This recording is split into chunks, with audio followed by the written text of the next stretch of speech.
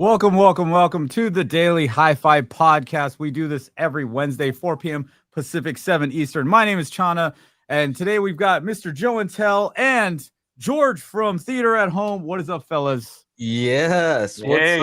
What's up? Hey. Good to be here. Thanks for having me. Yeah, man. Well, we have fun here. Just to let you know, we're pretty easy over here. Okay. Yeah, man. We had a good time. The reason I invited you, I saw you over there at CEDIA. So that was pretty cool. We'll be talking a lot about what we saw over there. You know, I really like, I like going to trade shows. I told Angela, I said, I like going to these things. You know, I like to talk to people in person, you know, shake hands. And yeah, it's really cool. You know, a lot of the people, maybe some keyboard warriors that are usually like real mad at you. You don't go to trade shows, bro. Huh? They're all like, Sean, I see you all the time. This is the first time. Even the Kanto guys, they're like, Joe, I haven't ever seen you at a trade show. So I don't know about this. You like going to trade shows. I don't know, dude. I don't know. Bro, what are you even talking about, bro? Did we not do the show? Did we not exhibit there? Okay, except that was okay. So now you're talking about the trade shows. I like to exhibit at the trade shows. See? Fine. I hate you. No. Did I not go to NAM? What are you talking about? Oh yeah, you did go to NAM, and you went to CES. We went to CES. What, 2020? Yeah, that bro. was the last one you did. Yeah. You always try to say these things that aren't even true.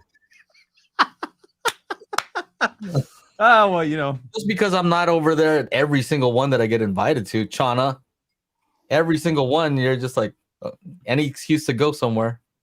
I mean, that was then. This is now. You know, divorce is finalized. I like staying at home, you know. Oh, that's the excuse, huh? There was a time when I'm like, oh, trade show? Yeah, let me get the fuck out of Dodge, you know? Let me get away. But now. Yeah. Now, dude. Oh, man. I know, like, with CEDIA, I was, like, shopping, dude. I was shopping. Okay? Because, like, I got this house now where, like, I can do some outdoor stuff. We got this other room over here. We can do some whole home stuff. I was like, yeah, dude. There you go. Yeah. There you go. And how did you like it, George? Oh, man, I loved it. CEDIA, it was just a party. I mean, and a large part of it was I mean, I got to hang out with you guys on, what was it? Was it Thursday night? Or maybe it was Friday night when we went to the Sound United room. That was a ton of fun. That was so cool. That was just awesome. The whole thing. Like, you have to be there type of deal, right? Like some of the funny stuff that happened that's just kind of spontaneous. You're like, you have to have been there and like to get the feel of like what it was like. Cause you know, here's Sound United, they're, you know, professional. Yeah. And then we roll in and Chana is the opposite of professional. And so am I. Chana was rowdy. He was right. He's like, turn it up. Yeah. I don't know why these guys messing around with the volume, man. Like, let's go. Yeah, Phil, he was like, I don't know how to handle it. Like, it's like this guy. Yep. Yeah. He did say that the room was Chana proof. So I'm like, I'm wondering who's recording this thing for, like, you know, being a professional media person. Right. And then here we are, like, being all silly. Yeah. No, it was a ton of fun. So much fun. Yeah, man. I think what the funniest part was, like, I'm like, hey, Phil, you're going to have to turn it up because the Dolby Atmos render always wants to, like, compress those MP4s. Yeah. And then Joe's like, well, what about the loudness management? I'm like, oh, yeah, let's go turn that off. And the look on his face, because, you know, we have to have something Atmos playing. So he played one of my tracks, and then he turned the thing off, and he was just like, what? I'm like, yeah. And then he went and turned it back on for the demo. Yeah, he's probably, I'm sure. But yeah, for anybody who doesn't know what we're talking about, Chana made a whole video about the loudness. What is it called? What is the actual loudness management? It's in a separate setting in most AVRs. It's usually where you can change like the Dolby Atmos parameter. Setting. Like usually it's the surround parameter. It's kind of like underneath that area. Uh-huh. And yeah, for the Onkyo, I forget. See, Reverend Slim, because you need to buy a new one, dude. You need to upgrade. You got to get up to the 4800. Yeah. Yeah, I need something like that. You know why I need a new Denon or Marantz AVR? Why? because I got I gotta make sure I don't show it. Oh, you got a little pamphlet. I did too. Did I take a picture of it? I don't even know where it is. What we're talking about? Oh shoot, I didn't grab one of those. I heard them talking about it. They're like, everybody here is gonna have it, and then I was like, No, how? well, we can give them a call, but Okay, basically for media folks, they were giving out like licenses for people to test yeah, Dirac live bass control, and also when it comes out, Dirac art. So it was worth being there. It's good to know us, right, Chana? Yeah. It was our line. It was our line because a lot of the folks that are in our after show, right? So Daily HiFi Crew. Sometimes people are like, oh, you might be wondering like what the point of that is, but we hang out after this and we know these guys. So we got to meet up with dudes that I've never met in person, but you you feel like you just known them for years because we actually have. But I think it was cool because we got to take them around, go to spots that you wouldn't normally be able to get into. Oh, dude, the Perlisten house. The Perlisten, where was that? Did you go to the Perlisten? Speakeasy kind of thing. You had to like. You know what I'm talking about? was that off-site? Off-site. Yeah. Oh, it was a crazy it was just some door in the middle of the street. You're just like, oh no, I did see that because it was next to the Trinnov. They hit right. It was like how far away would you say that was, Shauna? Like 7 or 8 minutes. Yeah. Was it on 8 minutes away? Was it on Larimer Street? Yes, Larimer.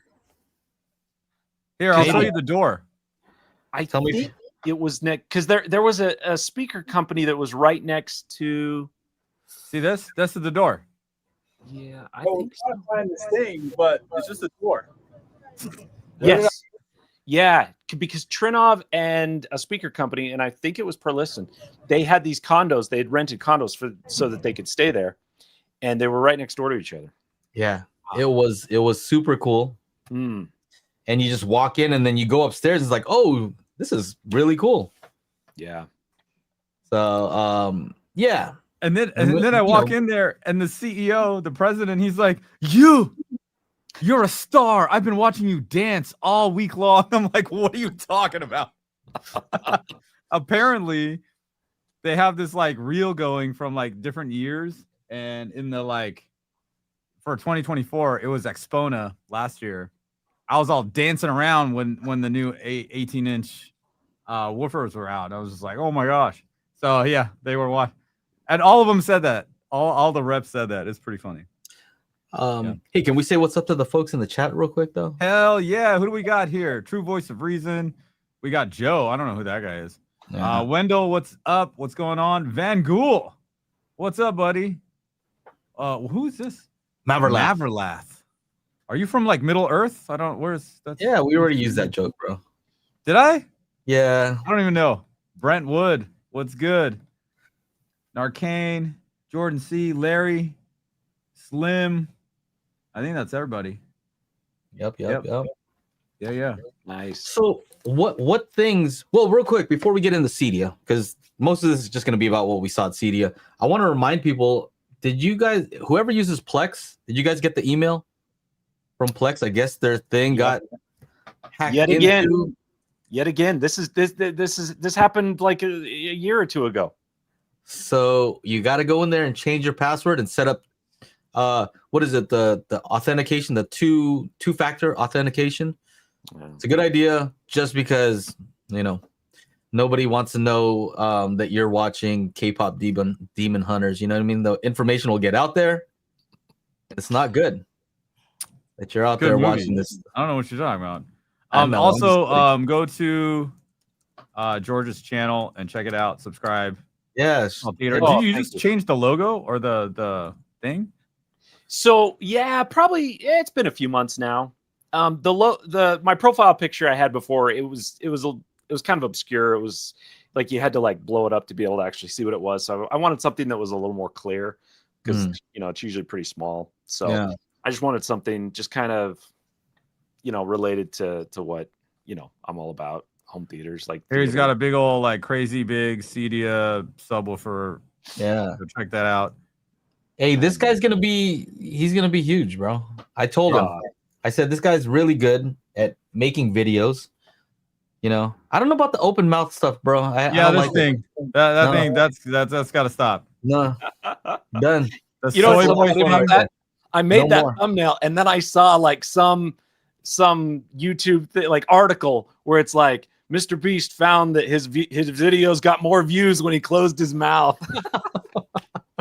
It's true. See, you didn't even have to do it. Yeah. Yeah, yeah, It got you one less view. I know. Somebody was like, "Nope, not doing it." Yeah, no more of that. I It's mean, kind it's of an just inside the joke here. internet, man. Like, you don't know who's gonna like download the photo and put something in your mouth. Like Ooh, you got to be careful. yikes, man! No. I didn't even think about that. No, it's an inside joke that I noticed that when I went down the cereal box aisle, all the characters on the cereal box had that kind of face. Open Yeah. or closed? Open. Like, ooh, look at this, kids. Like, look at how delicious this thing is. So we call it the cereal box face. You know what I mean? Yeah. So it's an inside joke. Welcome. You know what I mean? You're part of the us joke making now. fun is our way of welcoming you. Well, I When appreciate you get super huge and your channel's like way surpass ours, just remember. Don't forget about us. Oh, I never. All right, just making sure. You heard that. It's on record. Yeah. This guy's you he's guys good, keep man. up. You guys, if you don't already watch his channel, he's very good, and you could tell that you're excited about it. You know what I mean? Yeah. You're enjoying yourself, and yeah, that's what you want to see. Got a lot of passion. Yeah, That's I good. love this stuff. It's just so much fun. Yeah, man. It's Yeah, and he's actually cool in person. Some people are weird in person, and some people are like great on video and like don't want to talk to you in person. He's just like how he is right here, and in his videos is actually how he is. So Oh, thank you. that's how you have to be. That's the hardest thing. Mhm. Hardest thing is to be yourself. Shit is the easiest thing for me. It's easy Yeah. in videos. Yeah. Okay. And like in person, I'm the same person. Yeah. You Pretty know, much. I mean, some of the executives that I've been talking to for the last couple of weeks, Yeah. they may or may not like it sometimes, but they like me. So should we get into CEDIA? Let's do it. Yeah. Dive Should right we in. do it? I've been seeing a lot of like some people just are quick, uploading their CEDIA stuff. I used to be, dude. I used to like not go out at all, and I would just edit. Midnight, go find a internet cafe that's got insanely fast upload. Put everything on a hard drive. Go over there. Everybody's playing video games. I'm uploading my YouTube videos, and then What's up with these guys? I'd go 9 o'clock, 10 o'clock, 12 o'clock, 2 o'clock. I'd have 4 videos at least go on the next day. Oh my gosh. But That's and intense. like not just the interview with B-roll, fucking did like the little, these things on the, screen, fucking Yeah, has to man. do all Not that. anymore. No, Not anymore. fuck I didn't that. film anything. We were there exhibiting. So I kind of on a filmed on the different third level. day. I filmed on Saturday. So I'm just kind of like, what's up with these guys? Aren't they hungry to pop out their their experience at CEDIA? Where are the videos at? Been Yeah. seeing You haven't take seen your you haven't time. seen many? I've seen some, but it's just like a select few people that had just like popped them out. Before it'd be more Yeah. folks doing it. I know you came out with one, and I saw the guy who gave me a hard time about Anthem before. Yeah. Oh, He's yeah. always giving me a hard time, but he was very nice in person. That's what's kind of funny. That's what I mean. They're sometimes online they seem like, oh, it's gonna be like this, and then you meet them like all smiles, all smiles. I think there's a couple things there. I think it's easier to be harsh behind a keyboard. It's harder to be harsh in person. The other thing is, I think some people kind of unintentionally come across as harsh when they're typing. That's kind of how I approach it. Like when I see comments that I'm like, oh, that was kind of harsh. I just give them the benefit of the doubt, and I'm like, they probably didn't mean it quite as harshly as it sounds. Oh, I see. So it's they have like energy like as if they had caps on. Right? Yeah. Just automatically. Where'd John go? Yeah. Hey, we lost him. I don't know. We He lost probably him. popped out. He probably took a call real quick. Oh. So let's see. I want him to be in here when we start talking about some of this. Oh, here he is. What happened to you? Windows. I had to switch Windows from incognito to regular. I don't know what happened. Yeah, your mic is switched, I think. Oh, okay. Yeah, with CEDIA, I wasn't even sure what I was going to do video wise. Like when I got there, like I can't remember. Maybe it was you guys that asked me. You're like, "Hey, so are you going to do any content around this?" And I was like, "I actually don't know."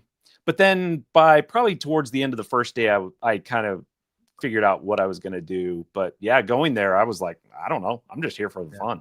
What you did was a pretty good idea. Just do kind of like, because it was your first time, you don't know what to expect, so just kind of like. You're just rolling through. I'm just walking. No. You know, this is what I saw. This was what was cool, and that's usually like the thing to do. I'd say. Yeah, one quick overview instead of highlighting each one.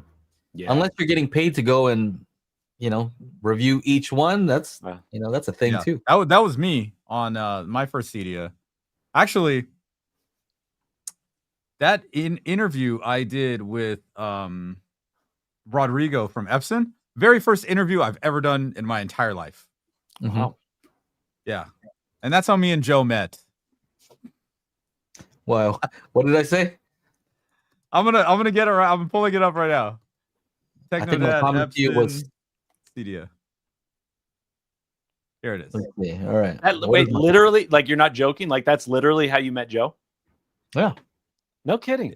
Let's see. What was my comment here? Hold on. Here's the video. All right. Damn, look at that guy. Look, I have my Rode microphone. 18 coverage here with Rodrigo product. So AV Science Forum sent me down, paid me. All like that. So this is my first CEDIA in San Diego, so I could drive. Where is it? You deleted it. I hope not. Where did it go? Oh, you got a comment from Audioholics? Did I see that right? Maybe it's not on this video. Oh, here it is. No. Oh, okay. Where is it? But it was something to affect like finally, what did I say? Finally something that wasn't awkward, Yeah, this is the least awkward video I've seen from CEDIA.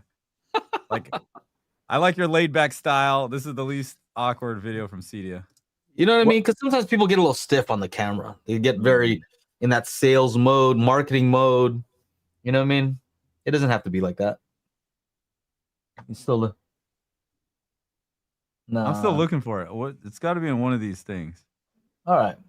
Well, let me know when you find find it. You can take it off the screen while I look. Yeah, let me know when you find it. Oh.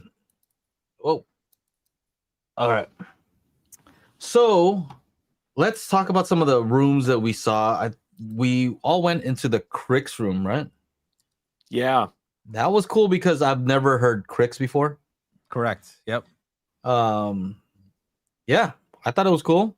I liked it. Who else was there? I mean, Jay was there with us. I think one of the coolest things was that, so 2019 CEDIA, I ended up getting paid by Klipsch to make a video, and I interviewed this guy Rob, and sure, we're just kind of standing over there by Krix. I don't know if we're waiting in line. I'm just talking to like a peasant. Huh? You're standing in line like a peasant. Until homeboy comes by and is like, Chana, what's going on? Do you guys want to do the demo? Come with me. I'm like, what? Okay, so I go, and Derek Joshua's with me, and then all of a sudden, all of you show up. I'm like, oh, we're just at the front of the line. Okay, you just jump in. That. He's like, yeah, just jump in. So apparently, he owns this distribution company now. So like, I met him in 2019 at CEDIA. Oh, so I was like, hey, more VIP treatment. I love it. Anyway, I love it. I like that sort of treatment. I'm a sucker for that. But you know what it is? Did you see that they have a video of us walking out? Because afterwards they're like, so what did you think about it? Yeah. I saw it. Yeah. I'm like, oh, I get it. All right, so you're using us.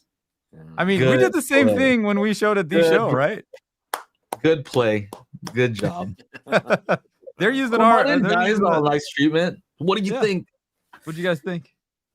Man, I said Um, something. I didn't even know what to say. I was just like, I just wish it had more bass. They cut that part out. Oh, they cut it out. Well, did I say anything bad? I said that needed more volume. Yeah. How was it Yeah. when you heard it, George? Was it enough? The What'd you Krix think, room? George?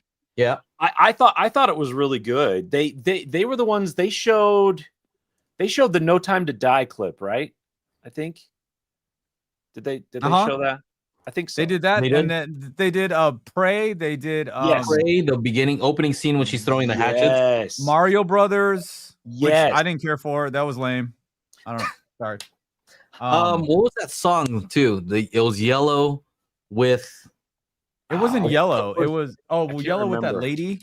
That was Heidi or something. Heidi something. Yeah, that was the weirdest thing. They had this object that went up to the back and then right and then just sat there.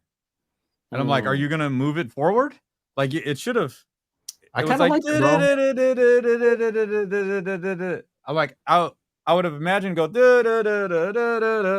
you know, but it just and just stood here. I Throughout liked the it. entire song, like or whatever the fuck it was doing, instead of just moving and constantly moving. I was like, man. Well, not everyone's like your mix, Chana. I was gonna Sure. say, You know, I liked it.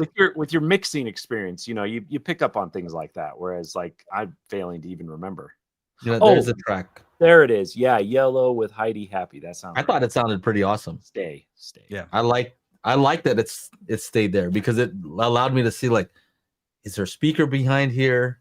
You know what I mean? Sometimes when it's moving too fast, kind of just like, But that was a cool demo, and I would love to hear it on my system. But I can't. You have to buy it from like overseas or something like that. You have to buy what? You can't just get that in Atmos easily. That sound, that song. Yeah. Really? Yeah. If you look for it, if somebody has access to it, let me know. I want it. I'll buy it. When I walked in the Krix room, my first thought, the first thing I noticed was that they were using a Zedu, and I love the Zedu, you know, and so I talked to the guy that was doing the presentation or that he was running it. I'm like, hey, I made a whole like video about how to create these custom demo clip lists, and he was like, oh yeah. Anyways, it was kind of funny that they ended up that they were using that, because I think pretty much everybody else was using Kaleidoscape. Yeah. I mean, the cool part was I went back Saturday because I told him I was like, hey, like, can I come back and play some of my stuff? And I had my USB stick that's in Atmos. And he's like, I was like, because like, here's the thing. It was way too quiet and there was not enough LFE. So I know how much LFE I'm packing in these tracks. So he was like, okay, cool. So I go in at like 8:50 on Saturday. He plugs it into the Zedu and he pulls them up and he starts cranking that shit. And holy shit, that shit was fucking great. Oh my God. I was just like, this needs to be the demo. Oh, there it is. There it is. Play it. What does it say? We can hear it, right? I don't know. Imaging, when they had different height effects, it was very clear. What can you say? When things are right, do they sound right? It reminds me of like just actually being in a real theater. And what I meant by that is, you know, in the theater, how the center channel sounds like far away, and usually it doesn't have to be loud, but you can hear it clearly. Like sometimes at home, I feel like I have to crank the center a little bit more. You know what I mean? It had that vibe. But anyway, who's this guy right here? Like this dude.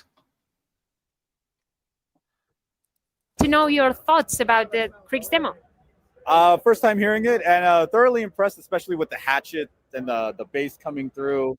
It sounds crystal clear, and the like really low tones that weren't like in your face were like, you know, subtle, gentle, but still kind of like, I guess, rubbed your butt the right way. You know, I don't know how to explain it. Can't believe that they kept that in, huh?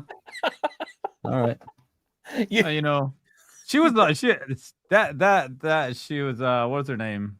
Mika or whatever. No. She was talking to Woody, and I was like, so what do you guys have here? She's like, oh, well, you know, we have these speakers, the infinite baffle. I'm like, you're talking about naked speakers, lady. You're turning me on. Like, what's going on? And she started laughing. So, I figured, a butt joke, something about rubbing a butt and, seemed right at the time. Tame in comparison. Yeah. So that room I liked. I saw somebody complaining about, like handshake issues. And that one did. Like, there was definitely a delay. Oh, yeah. He mentioned it. He mentioned it early on. He said, "Oh, there's going to be a delay." Yep. And it's kind of, I don't know that mine does that.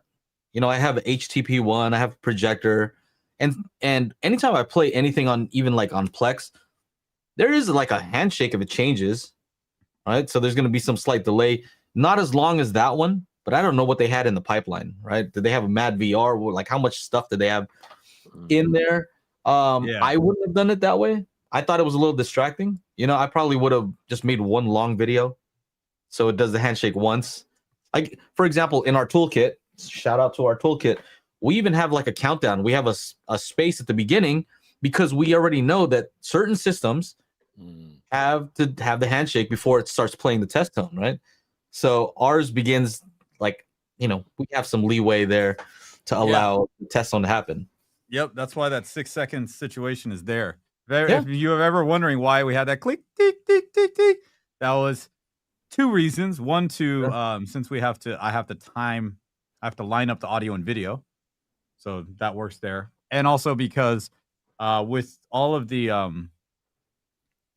Zidu, Zapedi, Revolution, even the Blu-ray player, we want to give a little buffer time so that it doesn't start the file right away. Yeah. Well, a lot of times on my system, it's not even the AVR or anything or my pre-pro. It's my projector that takes time to catch up. So I don't know what kind of projector system they have, but it's not as quick as, even the TV has a slight delay if you change to a different format. Right? Are you running a Mad VR or a Lumagen? No. Oh, you're not? Oh, okay. No. I think those kind of keep everything the same, right? Same format the whole time. But mine, if it has to switch, then there is like it blanks out for a second. And even in the Denon and Marantz demo, it also had like a few seconds, right? It was faster. But it wasn't instant. It wasn't just like you play the track and everything's just instantly happens. Right. So anyway, for anybody, I've seen people talking about it online. I'm like, dude, chill out. This happens. Here it is. I found it.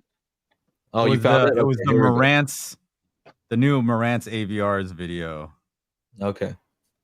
Man, you know what was funny? You know what was cool about that? I had just gotten a drone, and this opening shot, I shot this at 2 a.m. outside. Look at this. Look, there's the field. The lights are still on. Give me this. Oh, wow. Boom. And this was with this guy. Yeah. Okay. Yeah. And blah blah blah. Here it is. I like your laid back style. I've been watching a few videos from CEDIA, and yours is the least awkward. Thank you. Thanks a lot, Joe. I actually subscribed to your channel. I found you on looking for the Fluon signature speakers. I really want to blah blah blah. And then he came by, and that was it. Yep. Made the toolkit. Wow. Yeah, that was it. Yeah. I went and we just sat there and chatted. And the next time he's like, "Hey man, you know what'd be cool is if we just sit there and talk and just film it." I'm like, "Yeah, that'd be cool."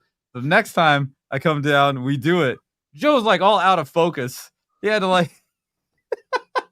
That was the funniest thing. We didn't have good autofocus on those cameras. You had to manually do it. Those Panasonics back in the day. Yeah, but I was the only one who knew how to use a camera. This dude came in with an iPhone. Like, I know. Yeah. So anyway. We shot a video in like 5 minutes. He's like, "That's it." I'm like, "Yeah, man, that's it. Let's go."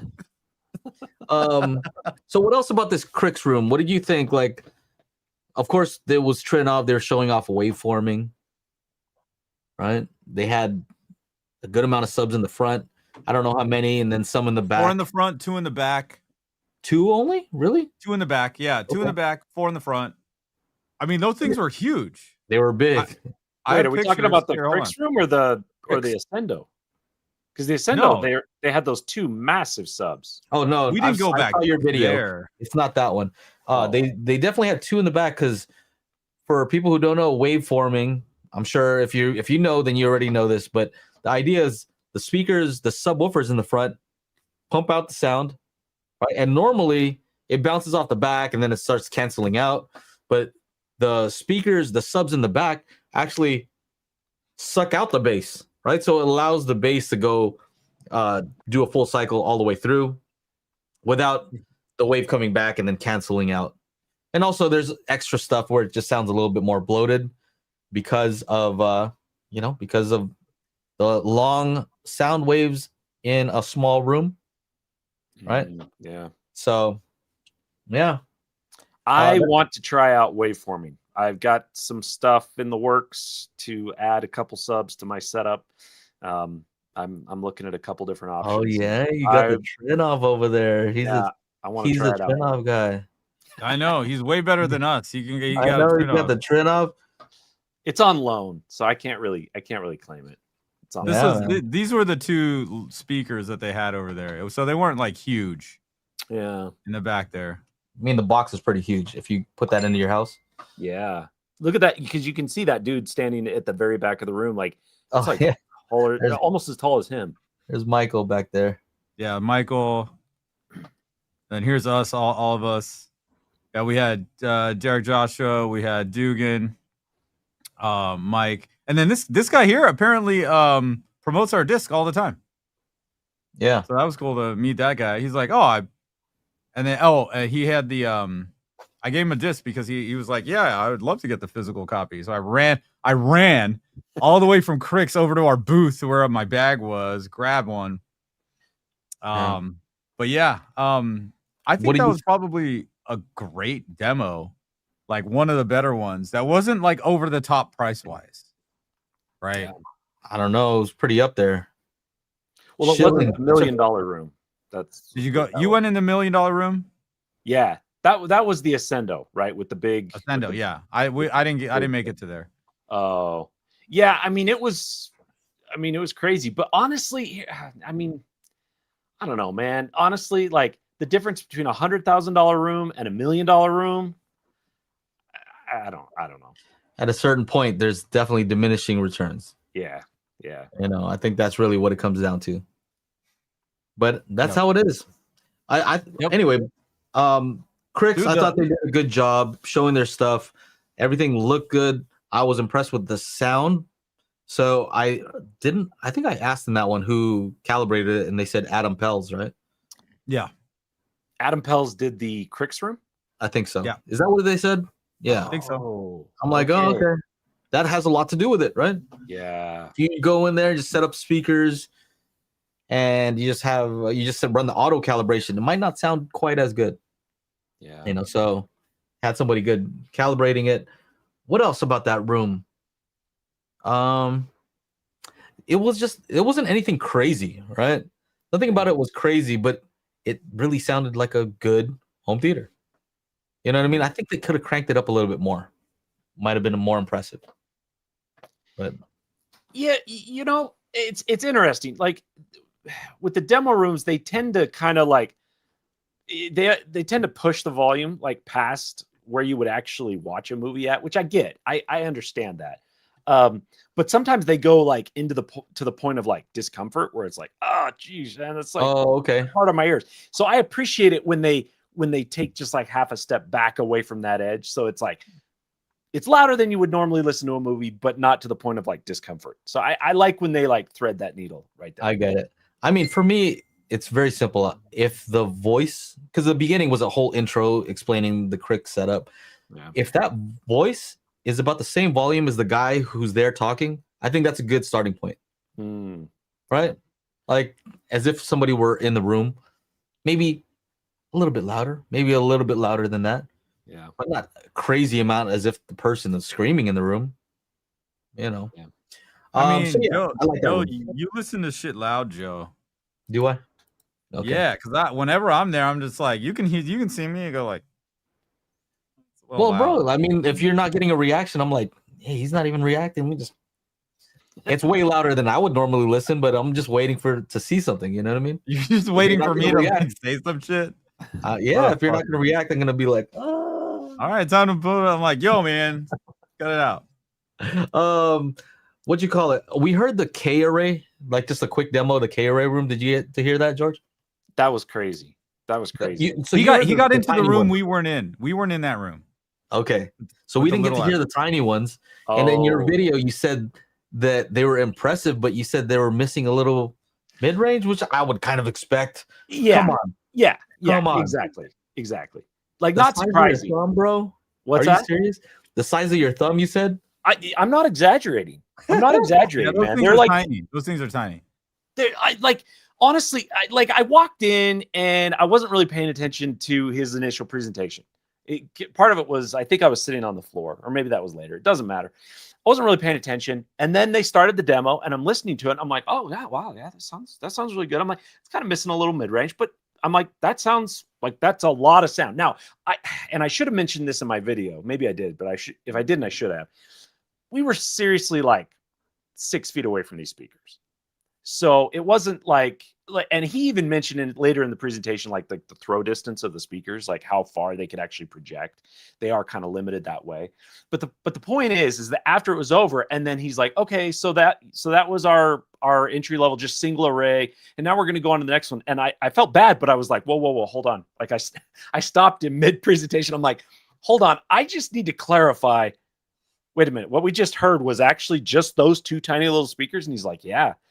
And I'm like, I think I even said, I'm like, can I hear that again? And so he's like, sure. So he played it again. And I was like, dang, that's insane. So you said those two little speakers that are the size of your thumb, and then they said a 4-inch subwoofer. What would you equate that sound to? Like realistically, something that we can kind of compare it to. Like equivalent to what level of sound? Man, I don't know. That's really hard. That's really hard to compare it to something. I don't know. I just remember. Would it trick me into thinking like they could be some small bookshelf speakers? Possibly, yeah, possibly, yeah. Okay. But like I say, the sound wasn't super full. Like it was strong on the high end and surprisingly strong on the low end. I mean, it wasn't like shaking, obviously, like a tiny little subwoofer like this. Like it's not going to have that much. But given what the equipment was, I was just shocked that I was hearing that sound from that equipment. That was kind of the bottom line. I got it. Well, if you think about what Bose did so long ago with a acoustic setup, that might be a good example. Yeah. Right. So they had, I think they were like 3-inch drivers. So the cube is significantly bigger than what you're showing. Yeah. With the small speakers, but the woofers were 5 1/4 or 5.75-inch woofers in the Acoustimax setup. Like they're not big speakers. And I remember like being impressed with those when I was a kid. So it's kind of a cool concept. I think maybe the application for those would be if you set up a bunch of them, let's say in a hotel lobby, right? You have a bunch of them and you're not looking for the craziest. Or like the hotel elevator. You can use something in the elevator. Like, there you go. They're like small strips, which apparently like it's great when like the builders love that stuff where the speaker is like kind of hidden. They can hide it. Yeah. If you've seen so the L-Acoustics demo, whew, all that was hidden. Like their like system is kind of interesting. Although I'd have to say the most innovative thing the entire show was L-Acoustics. Their demo right at the end. I was falling asleep in that fucking demo until they said this shit, and I was like, "Are you kidding me? Is this what?" So I gotta talk to them because this is like I've been wanting to DJ in Atmos for the last 5 years now, and they got a system to do that. So I'm excited to go check it out in LA here, and like play with it. Yeah, real quick, we were talking about the K-Ray. Yeah.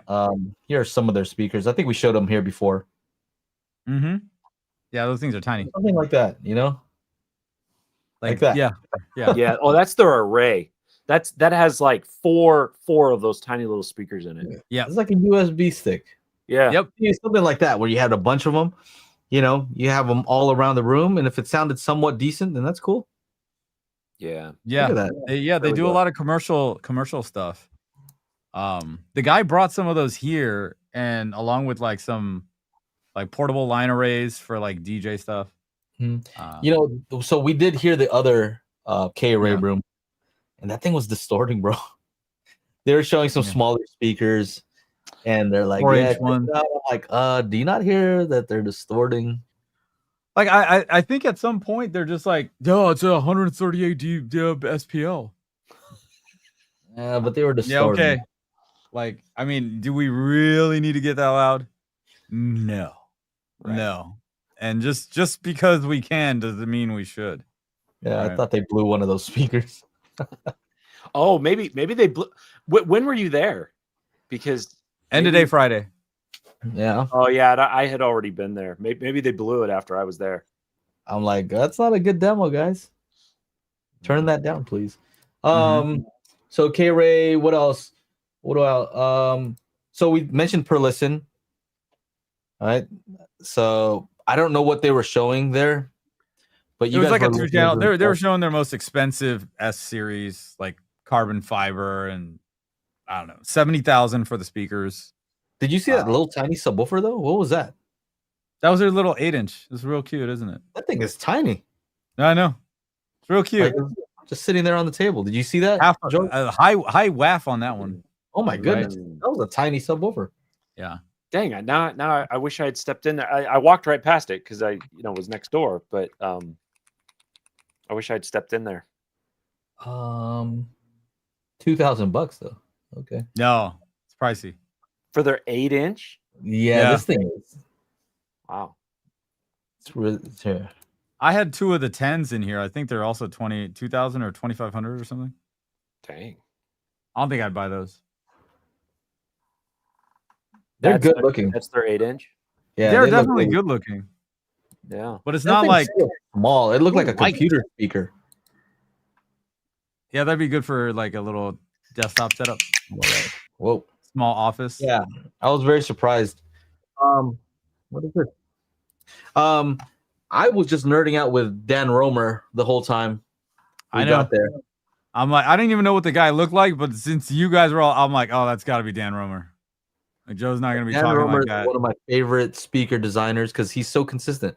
You know, when he was doing stuff at Monolith, you know, you're using their speakers. What are those I'm speakers? looking, I'm looking right at him. He's got some Encore series. You know, in the room I have the THX compact satellite, like consistent. So I'm like, man, maybe I need to upgrade to some big boy Perlisten, huh? So he's with Perlisten now. Yeah, that's his Oh. company. He's the main designer. Yeah. Well, Okay, see, I didn't know that. Interesting. that I was thinking to myself, like, I got to get rid of those garbage ass RBHs that are upstairs, and I'm like, Which well, what am models I do you have? The same ones you do. Oh, What? What? Yeah, these are garbage. Have you seen my measurement of that thing? There's a big Okay. fucking dip. All right. Okay, so Joe and I were just talking about this yesterday, and I was thinking about it again today. Like I was driving. It's a long story, but I was like I'm driving down the highway, and I'm like thinking about that response curve, and I'm like, man, I'm like I need to talk to them and find out what's happening there. Like that is interesting to say the That's least. so funny. That's so funny. And we Joe only was like, is found the out. speaker broken? Can you make sure like the connections, like take out the tweeter and plug it in and shit like that? Like, Is what he was that's a saying. big dip around that area, bro. That's a big. You know, Yeah, when you're doing this that, is you're not like, no BBC dip. This is like a it's huge in a different dip. area. Yeah, it's a different area. No, it's there, and it's not just your speaker because I see it with mine as well. So I'm like, man, I gotta get before I do run another damn calibration. God damn it. Like I don't because I had the Perlisten front stage there, so now it's like the Monolith C6 center and then these 2 RBH towers. I'm like, man, I don't want to run another calibration, and I'm gonna have to do it again. Like I'm like, well, what speakers should I have in here? So I don't even know. I was on like Facebook Marketplace. I'm like, can I just get a pair of T6 towers, please? Just put them in there and not fucking worry about it. I have the other room in the house for other people's speakers, and I could rotate out a bunch of speakers in that room. But Yeah. Yeah, I don't know what So- to get for my. That was the first time I've heard Perlisten speakers in person. Oh, really? And they sounded extremely clear. I mean, they sounded extremely clear. I know you weren't super happy with the bass, but where I was sitting, I thought the bass was hitting. Who, me? Yeah, you said they should have used bigger subs, something Oh, like yeah, that. 'Cause yeah. They Yeah. used that array of 8s or something like that. They did 2 of those things, which has got to be heavy. Holy shit, they had to like climb up those stairs. Like, damn. Yeah, like one of those low notes for doing it right. Well, see, here's like Joe, you were over there. It's an open room. Mhm. Then there was a couch seating section, and you guys were like standing over there. There Yeah, was it more sounded bass good. over there than there was actually in the chair. So we could Okay. have been sitting in a null. You know. Yeah, okay. Because it was hitting where I was at when we were standing and talking. Doing it right is a good test track because it's hitting all different types of like notes, Low high notes. bass notes, low, all different frequencies. So you can kind of hear when one just doesn't play. Yeah. Right. And from where I was sitting, there were some of the higher ones that weren't playing, but it could have been where I was standing. Yeah. I don't know where they calibrated to. I would You hope they'd calibrate to the couch I was sitting on, but Probably. Probably. it's Who one of knows those how much things. time Like they had to, right? even in my home in Mammoth, if I'm sitting on the couch, there's less bass than when I'm sitting on the dining table, like Mhm. 12 feet away. Yeah.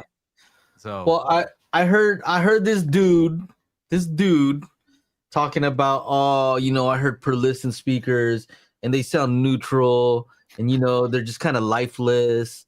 I'm like, bro, when does neutral equal lifeless? If you get an amp that's accurate, is that lifeless? Like, depends on, first of all, how loud you're playing it. What is the content, right? So you could play some boring music and it's going to be lifeless. You know what I mean? So you know what I'm That's fair. saying, though, right? Accurate to me is desirable. Right? I want neutral. I want accurate. Studio monitors, neutral, accurate. whoa, time out. We can get in. And the Perlisten stuff is designed to be dynamic, right?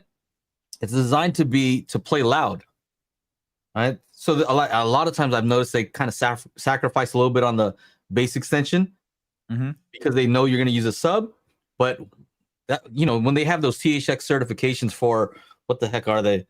Ultra and what is their other Dominus? That means that it's able to play loud in a large room, which means that it can probably handle a lot of power and it can play dynamically. So what is lifeless about that? There's nothing lifeless about it being accurate. What do I want it to have lifted treble? Then freaking turn up the treble. You could do that yourself. That's easy. So that's the kind of thing that seems like I don't know. I've been in this long enough and I do calibration to know that that's what accuracy of the speaker, right, is something that's desirable. Right? Yeah. I'm not saying it's got to be flat and at the listening position because it shouldn't be. But I would say you hear that type of stuff, think to yourself, is this actually true? Because there's different ways that you can kind of spin things. If I say, yeah, I heard Perlisten. I didn't even say anything. I just made sounds, right? And you know what that means. I heard, I went into the Perlisten room. You already know what that means. So be careful. Be careful when you hear somebody's opinion on things. It's always, of course, best to get your own opinion. Go listen for yourself. But that's what measurements are also for. Right? Measurements will tell you objectively, does it have a lot of dynamic range? Well, yeah, because it has low distortion. You want to argue about distortion? We can figure that out. We know how that works. Is it linear? Does it play accurate sound? Yes. Does it have good off-axis response? Does it have good directivity? I don't even have a Perlisten speaker. You know what I mean? So you can't tell me I'm shilling. I don't have Perlisten speakers. I just got to hear them once, but I understand how speaker design works. You know what I mean? Yep. Anybody can come and talk to me about that. I'm glad to have him on here. We'll debate. Let's go. You know what I mean? No problem. So Everyday Jay was sitting next to me, and he agrees. I was disappointed with the bass. I thought the subs were off. Maybe it was where you guys were sitting. Yeah. Maybe you were in a null. Yep. That's got to be that's the the best calibration thing, right? explanation. That's the explanation that saves Perlisten's face. You know, what's funny is like I should have sat in the seat, but instead I was just talking to Dan Roma Dan the whole Roma, time, yeah. like off to the side. Yeah. Like the speakers are there, but I was just listening from, off axis, and it just sounded, when you have good sound in the room. Sounds great, yeah. Sounds good. It sounded nice and clear. The bass, I agree, but that's for the subs. We're talking about the subs. Yeah. Well, the speed, the Perlistens I had, that 5 towers, Art 5T or whatever, those only went down to 80, like on the spec sheet. Mm-hmm. So they assume you're going to put a sub with it, or at least that's how that speaker was designed. So and actually, here's a truth: your perception of sound is going to be highly dependent on the bass. So if the bass level isn't high enough, if you're missing some notes, if you're kind of sitting in a null, you're going to judge the rest of the frequencies based on like, I don't know. But if the bass is solid, your perception of the higher frequencies is going to be more positive. Right? So anyway, it's tough. What else? Shall we talk about the art demo? Oh, you want to talk about that thing? You guys heard that one? Oh yeah. I was so glad I got to experience that. Those were incredible. And I was even sitting on the floor. Talk about like bad placement. I was on the floor all the way over. You were on the floor, like right in front of me. Yeah. To the side. Yeah, exactly. And even while I was listening to it, I was like, oh yeah, like the speaker, like facing the speakers, the speaker on the left for us, it like all of the sound was coming from that. Like I couldn't really distinguish. I mean, there's zero imaging. Basically, what I'm saying is I was in like the worst seating place ever, and it still sounded just otherworldly. It was just crazy. It was so good. I didn't hear those. What? Wait, No. you were there. He wasn't there. No, I mean, but you were at the Sound United. Yeah, I but was like probably talking outside to someone. Oh, But I can always go check those out somewhere if I probably go and visit Sound United. there you go. Yeah. I want to hear them where I'm actually sitting in the correct space and in a room that's actually meant for, audio. oh yeah. Should I take these home? Yeah, the Nautilus. Yeah, Whatever the I wasn't Marvel too. I was like, A, we need to play some different music, and B, I was just like, I want to get out of this room. Like there was even the ceiling, Joe, like half of it had a ceiling that was 8 feet tall. The other half of the ceiling was like 25 foot tall. There was like this big open cavernous thing. I'm like, okay, it was terrible. This is like a fucking a non-starter. Like I don't even know why they put it in that room. I mean, the theory demo, he went into like, this is a square. This is the worst possible place to have a sound system, and this is what they gave us: half a square or half a cube. But yeah, I wish I could have heard those Nautiluses like in a normal room. I'm sure if I go over to Sound United, Phil will set something up. Yeah. So we got a demo of art. Yep. We got a demo of art on art. We're not talking Arturo. We're talking active room treatment. Active room treatment on a Denon Marantz product. And you guys may know that I was a beta tester, so I've heard it. I've heard it in my system here. When I was testing it, it was still on like they gave me a, what do you call it, audio interface, and it had to run on a computer. You know what I mean? So I tried it here in this studio and in my home theater. And, I know what it sounds like to turn art on and off. Right? Just art, though. Not like just that aspect. So I had different settings for Dirac Live bass control, Dirac art, and of course, turning it all off. Right? Turning it all off means no calibration whatsoever. So I was able to change between art and Dirac Live bass control. And I think that's the real. That's what people want to hear. Like, what is the difference that this thing makes? And unfortunately, they didn't demo that. I think I talked to Phil, and he said because of time constraint that they weren't able to do that exact demo. But also in the Krix room, I would have liked to hear the difference between waveforming on and off. You know what I mean? Like that would have been a cool demo to let us hear what is the bass difference. But you know, I think they're just all doing the best they can. Yeah. I don't think they're trying to trick people or anything like that. No, it's just shitty sometimes, right? It's just like I heard the Dirac Art demo in 2019 at AudioVice Live.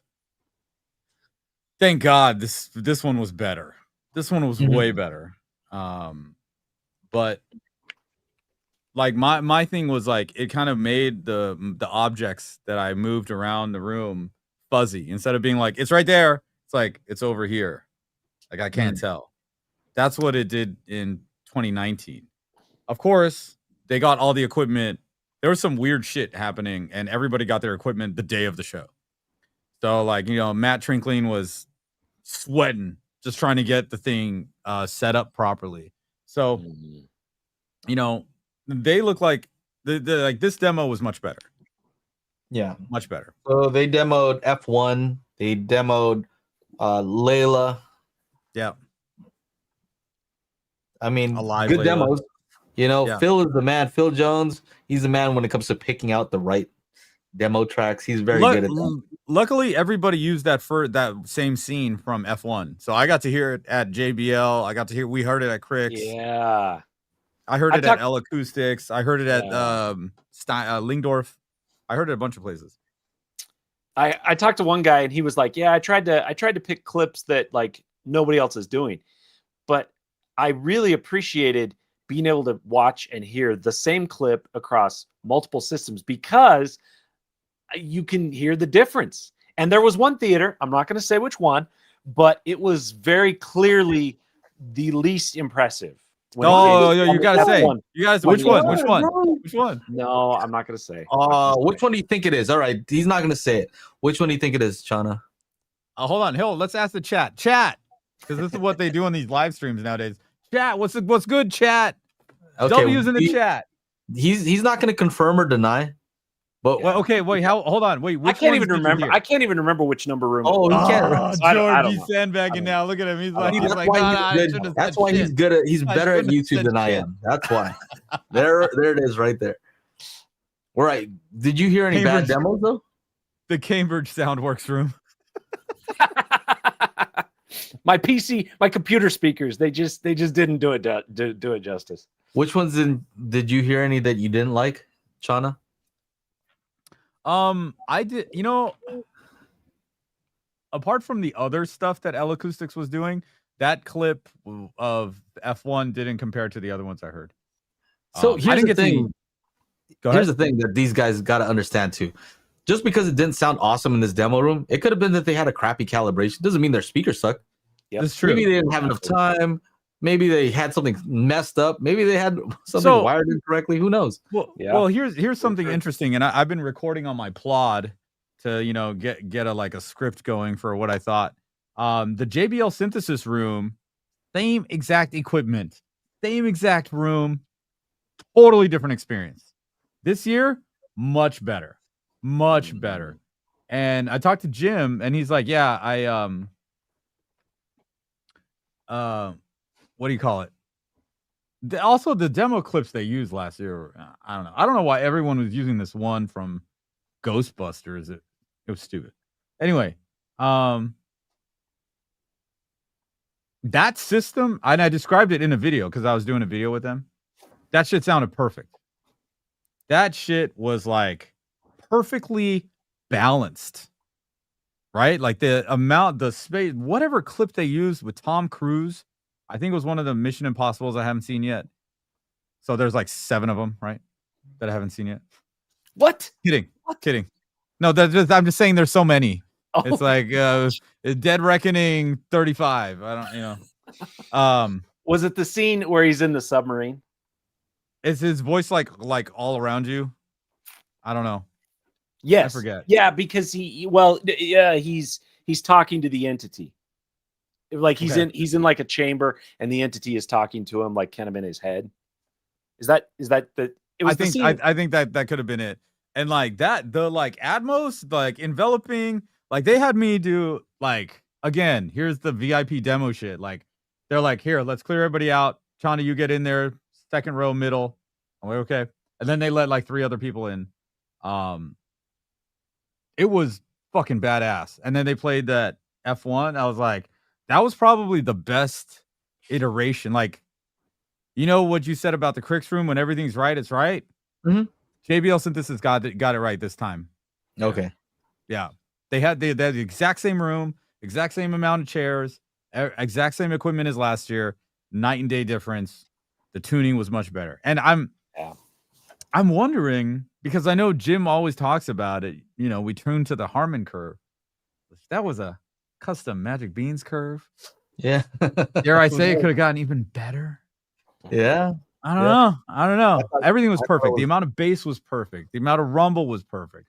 The fucking highs and the mids were not clashing. They weren't bright. It was the perfect that they had a perfect room this time around. Not like last year. I thought it was kind of funny that when Phil was doing his demo for art, he said, you know, with art, you'll still be able to use your custom target curves. And then he walks up, Joe. like, what are you looking at me for, bro? And everybody's like in the back, like, Magic Beans. Mm-hmm. Like, I love it. I love that. What else did he say? It's Chana proof. I wonder if did anybody get that whole thing? Like that demo that he did? Because that was a funny moment. I don't think so. No, that was after. So that was after he said to come back at 7. So that's when George and I were in the other room with the Nautilus and then came back out and then rolled in. Yeah. So I didn't even know you got that video, George. That was awesome. Did you like that? Yeah. I like the other one was like we're rolling in. I'm like, oh man, there I am eating again. Shit. And I always have a soda. Yeah, usually, yeah. I was like holding a soda. What else? So we were there exhibiting. So we were showing our toolkit. I was showing Magic Beans, and we were sharing the booth with OSD. Yep. So that was pretty cool. OSD was showing their 11-channel amp, which I have to review. 88 pounds. Holy crap. You want to bring it here? I'm like, what do you want to do that for? I'm like, in my head, I'm like, I don't even have a rack space big enough. Like, not even. Have you reviewed amps before, George, on your channel? I've Yeah, actually done a few. Well, I've done a few from Outlaw Audio, and then Trinnov. Trinnov sent me the Amplitude 16. I'm trying to think. Oh, and Buckeye. I've done Buckeye. So yeah. How do you do your amp reviews? I find amp reviews to be kind of hard. Like, yeah, it's because it's like I don't have the equipment to like they do like these stress tests, you know, like some of them like they drive them, you know, at a certain frequency and a certain load, and they're like, do they hold up? I'm like, I can't do that. Like I'm not set up to do that. So what do you do? Like you just kind of hooked it up. It's heavy and sounds good. It works. It works. Like I mean, I can, you know, subjectively measure, not with my ear, like, okay, how much hiss is there in the speaker? Like, you know, like at the main listening position, can I hear it? You know, versus like with my ear in the driver, in the tweeter. You know, I can do stuff like that. That's tough. Same with me. I actually have a little bit of equipment to measure the stuff, but like I can't do stuff for like, let me put a load on every single channel and see if it's putting out the correct wattage. Right. Like at a certain point, that stuff is not what I'm here to do. Yeah. You know what I mean? They sent it to me. I'm supposed to review it, so I'm going to throw it onto my living room system. And so it's built-in amps versus an external amp that's way more powerful. I don't know. It'll play louder, I guess. I think it's good if you're gonna set up a legit home theater. of course, it's probably a good idea to have some external amplification. You know what I mean? Just to not even worry about it. Yeah, exactly. You know, if you think about it, you're running all these channels from this one box that does everything. They're gonna have to compromise somewhere. There's not enough space in there for this one has 2 toroidal transformers, right? Huge, 88 pounds. So just the amp itself is going to be way heavier than just the AVR. So what can I expect? Just more headroom. Whether I use it or not doesn't even. I may never use it, right? But I never want to even get close. Exactly. I totally agree. I think Amps sometimes is you're one of just those paying things for yeah. I'm a believer in just like external amps so that you have it if and when you ever need it, and it's there. Yeah, I got some expensive like sport tires for my vehicle that I do not race, but if I ever have to press the brakes a little bit harder than I want to, and I don't hit that car in front of me, I'm like, oh, that's cool. Yeah. I'm glad I got these nice tires. Just stuff like that. Kind of peace of mind. I think a lot of times you're just paying for peace of mind that if something is not sounding right, it's not your amps. Yeah. Right? Something else. It's not that. What else? So they were showing that. They showed some crazy 800 watts per channel thing over there at OSD. Yeah. Yeah. Is that their meter. 3-channel? It's a 3-channel? It's a 2-channel. Oh, 2-channel. Yeah. 800 watts per channel. So that was pretty nuts. Wow. The cool thing is I got to calibrate the speakers that they had right there. Nice. So I just ran Magic Beans before the boss man came. I'm like, because I brought a DSP because I didn't know what they would have. So I just brought my own, 8-channel, and I threw it on, started calibrating those speakers. And then I just asked the owner of OSD, I said, hey, I put DSP on here, choose which one. I just went between the two, and he chose the one with DSP. And I said, hey, this is going to be a good demo for anybody who comes by and to talk about Magic Beans. I'm just going to walk them over here, and then I'll play some test tracks, and I'll go back. I'll let them press the button, right? Or I'll press the button and see which one they choose. Do they like it with DSP with Magic Beans on or off? And I'll tell you, 100% of the time, not one person chose Magic Beans off.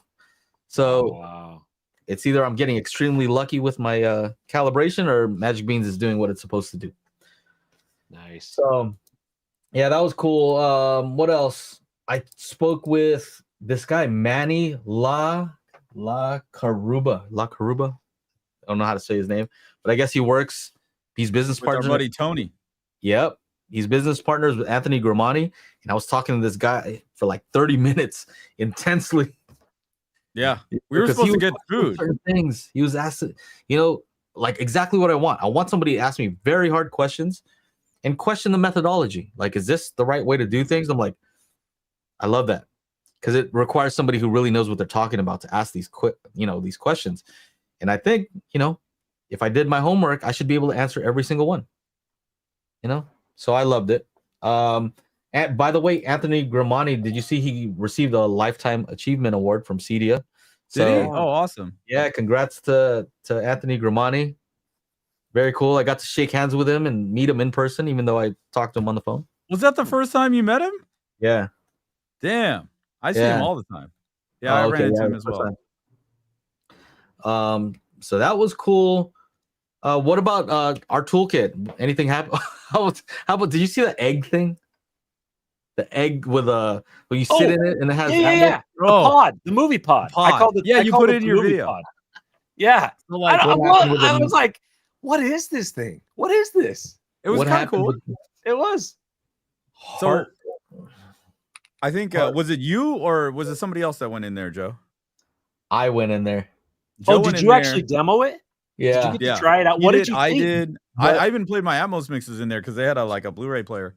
So they had a Blu-ray player. So I said, hey, we have a toolkit over here. Yeah. Can we play some stuff in here?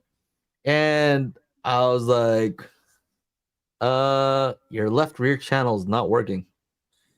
Right? Yep. And the owner is a Japanese dude. He didn't speak very much English, but he's like, can I buy that disc? Like, yes, walked it over to him and trying to hook them up with some Atmos demos. But it's just a perfect example. Is like, how much is it to attend these events? Right, and not as an attendee, but as a. I found this video online somewhere. Where did you find that? Oh, That's the beautiful speeder footage. Damn, It's beautiful. That was shot on like a super high end camera. I think I bet. Area Alexa maybe. Yeah, I think this is Alexa footage here. Alexa phone footage. Yeah. Alexa LF, yeah. Ah, who's that guy? Yeah. So yeah, that was the thing, and it's just interesting. I'm not bagging on this guy because it could have got messed up in when it got delivered. Yeah. Right. But these are the exact reasons why somebody should have this toolkit. Shilling like a villain. I'm straight shilling super hard right now. Why? Because if you're gonna spend 20, 30 G's to exhibit at this thing, and you're showing off your Atmos setup, you should make sure that all the speakers are working. It's probably a very good idea. Yep. And you think, like even I get the shit wrong, right? I just put in these new 8-channel OSD amps with this Lingdorf 16-channel processor, and I just went through the 916 call out. I'm like, okay, you two got to swap, and you two got to swap. I'm like, okay, now which ones were those again? Write it down and then try it some more and be like, okay, getting it into here, getting into there, and then finally close enough. I use it all the time. It's amazing. It's very handy. Very handy. Got to get more and more people on it. We actually were pretty busy because Dave, the guy from OSD, is like, you guys were cranking. It's just me and Joe talking about it. It's not like we have a whole lot. I had a laptop that shows the menu of the Blu-ray and just kind of shows some files like, well, yeah. And they were all impressed that you get like a visual of where the object's supposed to be. So that was cool. People are asking, what's that? We tried to get our stuff into the Kaleidoscape. Oh yeah, that was unsuccessful. Yep. Why didn't it work? We're not high on the priority list. Blast. I said if you don't put our disc on there, I'm gonna put you on blast and I'm gonna hate on Kaleidoscape forever. And this thing about that guy that was there hating or getting hate on, I was thinking about making a video about this. I don't know. I'm still like up in the air because I still have all kinds of other shit I need to do. That's way more important. I've talked shit about Kaleidoscape plenty of times on the podcast, everywhere. Last year, I was walking around Colorado, Denver, CEDIA. This tall ass dude was like, I know you. You're a rock star. I've been watching you for years. I walk up to the guy. I was like, hi, nice to meet you. I'm like, Kaleidoscape. He's like, dude, you make some of the best content. I'm like, in my head, I'm like, are you sure it was me? He's had to have seen this, me talking shit about it. But it's not like I'm going to get into, he's like, I'm not going to get into a fight about it. I think, didn't he like do a double axe handle on you? Like as you walk by, he's just like, he freaking attacked you, no? No. That didn't happen? Wait, who? Which guy are we talking about? Are we talking about this new guy? No, I thought. Oh, okay. I thought that's what happened. I saw somewhere online that No, yeah, he was gonna attack me. He's like, I know what you're. I know who you are. I know who you are. I know what you're gonna do. Like I heard you were saying something bad about Kaleidoscape, and then they drop kick you. Boom. Yeah, they threw a glass at me in that movie. They took away my beer at the end of the night. Yeah. Oh, dude. So look, we went just to talk to them to see if it was possible to get the toolkit on there. Why? Because people like installers, calibrators, they were interested in our toolkit and they're like, oh, it's on Blu-ray. I'm like, oh yeah, we don't really have stuff on Blu-ray. I'm like, oh well, we have a digital version too. They're like, oh yeah, but nah, I can't really use that either. Do you have it on Kaleidoscape? Like I would love to. So we went up to them just to tell them that, but they were like, they were just basically like, we have our priorities are different. Yeah, the one guy was like, here's how we'd have to do it, right? Because like technically it's because there's no menu on Kaleidoscape, right? So we wouldn't have the menu of the disc. So we kind of talked to the guy technically about how to get it on there. which is it's doable, and then we just have to like set up some scenes. Yeah, then the one lady came by and she's just like, well, we just opened up into Australia, and so like they have like all this other stuff happening. So they said maybe in a couple years, you know, whatever. I don't watch a ton of Kaleidoscape videos because just I'm not in the market for it, right? Yeah, but I don't know. Have people talked about like the business model, because they seem to be pretty successful based on how their booth looked, right? Looked like they spent a lot of money, had a bunch of employees, right? This lady had a huge diamond, looked like she was balling, right? And I'm like, okay, well, I understand that the Kaleidoscape, the hardware is expensive, and okay, hopefully they make money. That's what a business is supposed to do. But I started wondering, like, do they make money on like the movies that are downloaded? Because that would make sense, right? Anybody know if that's true? I would be shocked if they didn't. Like they should get at least some cut from in individual purchases. Okay, I'm wondering if that's more. I wonder if more of their income comes from the cut of each movie. I'm speculating. That just explodes, because that's, if it's a blockbuster movie, you would imagine if they have 10,000 users, every user of theirs is going to get, so that's 10,000 downloads and purchase. That's way more money. I mean, yeah, but what if they get like $1? Okay, so $10,000, which is a lot of money, but not if it's like. I mean, I would think it's more, considering we try to get Toolkit onto Amazon, and Amazon wants like 50%. So. Oh, wow. If they're getting 50% on Kaleidoscape, that's quite a bit of money. Yeah. And if they were to get 50% off our disc, if we're charging, well, it's Kaleidoscape prices, we should charge $300. They can afford it. Somebody said apparently they don't make money on the movies, just the hardware. I find it hard to believe, because if installers, let's say if it was only about the hardware, right? Well, integrators are interested in having our toolkit on there, because it helps them with the process. It's very niche in that way, but like maybe it's not worth it to them, because they're like, but if I deal with Warner Brothers, I'm gonna get up all these new movies, and then if people buy a bunch of movies, right? A rich dude's not gonna buy one movie, like he's gonna buy one toolkit. Who cares, But he's gonna go and buy a bunch of movies. So of course that's a priority to get all those in. Yeah. I don't know. I'm just guessing. But maybe somebody else knows.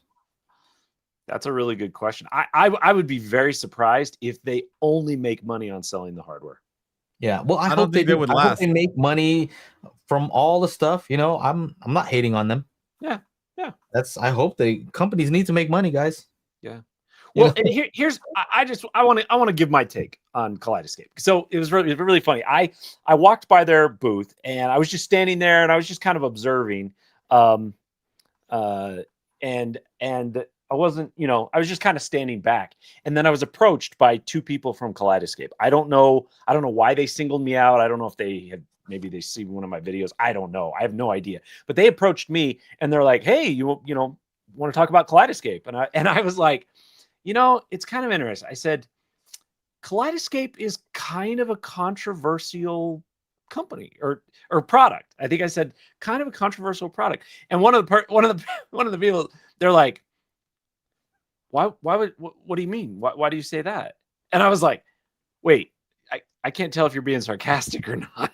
And then they were kind of playing dumb, because then later in the conversation, they're like, oh yeah, like sometimes we just have to like turn off the comment section because it's just too crazy.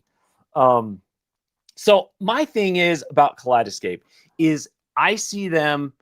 The problem with Kaleidoscape is they're the only ones in that space. So like nobody gets upset because Trinnov exists. Like nobody cares. Well, nobody cares that there's a $20,000 processor, because if they can't afford the $20,000 one, there's like a $3,000 processor that they can buy. Like there's options. Mm-hmm. And with Trinnov, they're the only ones that do what they do. There's no $500 option for Kaleidoscape. However, Kaleidoscape is producing these further products that are going down in price to make it more accessible. So even though they don't have any competition in their space, they are making efforts. And I'm not shilling for Kaleidoscape. Like I have no connection to them. I have zero connection to Kaleidoscape. I'm just saying that they are making efforts to make their product more accessible to a wider audience. And I think that's cool. And so every unit that they sell, they make money and they're able to do that. And so I think it's cool. Yeah, I think part of it is really I guess it's not even on their end, you know? Like when other reviewers get them and they start saying things that I don't know are even true. Oh, it's better quality, right? Yeah. And then I think they changed the, you know, the way that they kind of said it. They didn't correct anybody though. Right? And they said, hey, it's better video quality, better audio quality. And it was just like other people saying this stuff. Yeah. But they also didn't correct it because they were benefiting from that. Yeah, I mean, I think recently they just said it's equal quality, right? I don't know. I haven't been to their website. Like, I mean, we're talking to the guy about getting our product. I have all the files that were needed for this Blu-ray disc. There's nothing I could give them that's more quality than what I gave the person to make this thing. Like, it doesn't, to me, it doesn't make sense to have a claim like that just because the file size is bigger. Like, it's not the size that counts, ladies and gentlemen.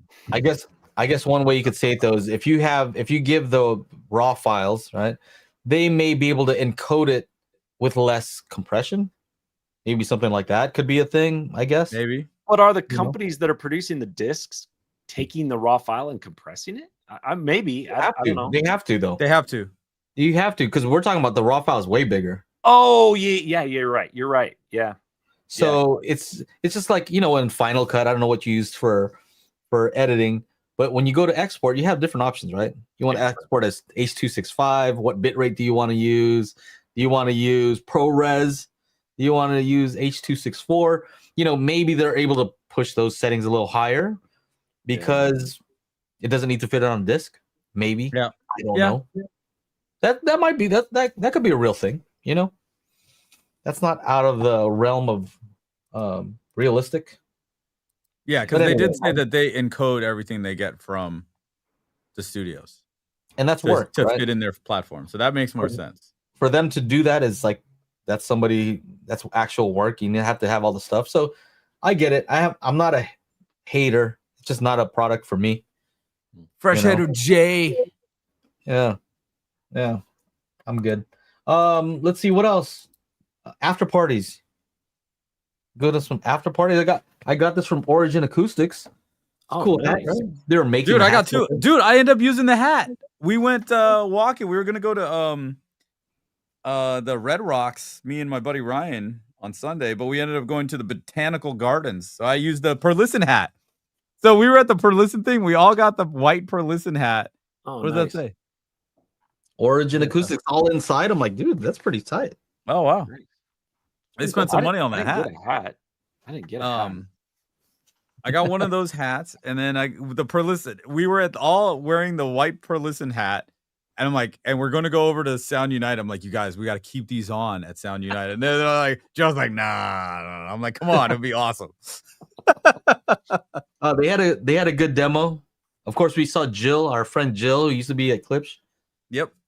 So we went to their after party, the Dart thing. At Flight, whatever. Flight Club. Flight Club. Hey, your dude over there at Origin Acoustics was bumping some pretty good music. You saw when there was like that big old circle. Yeah, I started dancing, and people are like, "Is this guy dancing?" I'm like, "Why aren't you dancing?" The fucking music is. It surprises me every time I do something like that at these shows. People are just like, they gravitate toward it, and then they're still just. Some of them finally loosen up a little bit, and some of them are just standing there like. They want like a bump on a log. Like, what's going on? Yeah. Bro, they've been standing all day. They don't have energy to go dance. Their feet hurt. They need to go on that massage chair. Did you try the massage chairs? Oh my god. I did. Oh, I should have. I saw them, but I didn't try. I want one. Shoot. They felt so crazy good. Yeah. It's like a person can't really do that because they can't. Oh, they can't. It hurts. Almost hurts. Like, where are your arms? They're inside. It's all inside. Whoa! Wow! Look at your feet. They almost hurt. Chano was in the one next to us. I ended up getting in that one. Yeah, Bro, it was good, no? it was great. It did a loop. I was just like, oh, we're back to this again. Okay, fantastic. See, You guys were talking to those guys. A Yeah, person can't do that because they can't massage your feet, your arms, your back, your legs at the same time. yeah. It's like you'd have to have a couple people working on you. You need a whole team. Yeah. So it was great. I would want one of those. Dang. What else? Well, we went to dinner with Dave at OSD. You go to any after parties, George? I went to the one that was at. It was a little bit of a walk to a bar. The band, the CEDIA band or whatever was performing. I didn't stick around super long. I went there. It was one of those environments where it was kind of loud, like harsh loud. Okay. And I'm like, ugh, it's just uncomfortable, you know? I don't know. That's like those situations where you don't have to say anything. Yeah, when it was kind of cool. The CEDIA band, it was cool. I mean, the band was good. Like they were good. They were good. Hey, there we are. Nice. But yeah, it was just a little loud. It was one of those environments where like the person sitting next to you and you're about 4 inches away and you are just screaming at each other. Yeah. And you can barely make out what they're saying. And so I was like, yeah, hopefully they had good breath too. Yeah. Oh, that's rough when somebody has secrets to tell. They have a lot of H's to say. How are you doing? Hi, how's it going? And hey, did you ever go to the rooftop? They had this cool thing happening at the, that's a hotel. Love Meridian. I heard that they had like a great crowd of people up there. Yeah. Yeah, very professional. Yes. Group of folks. It was cool because at the last night I was there, we kind of like sat there. Who's this? I was talking to a bunch of people. Yeah. So we're sitting up there, and here's our table. We got Shauna. We got Dugan. This is when they're all filming. See, this is what I'm talking about. They're all filming me. Where's the video, guys? It's almost a week. I did a one take wonder, bro. You don't have to cut anything. Just boom, thumbnail, post. Where's it at? 3 of them. 3 of you guys. They're all my friends.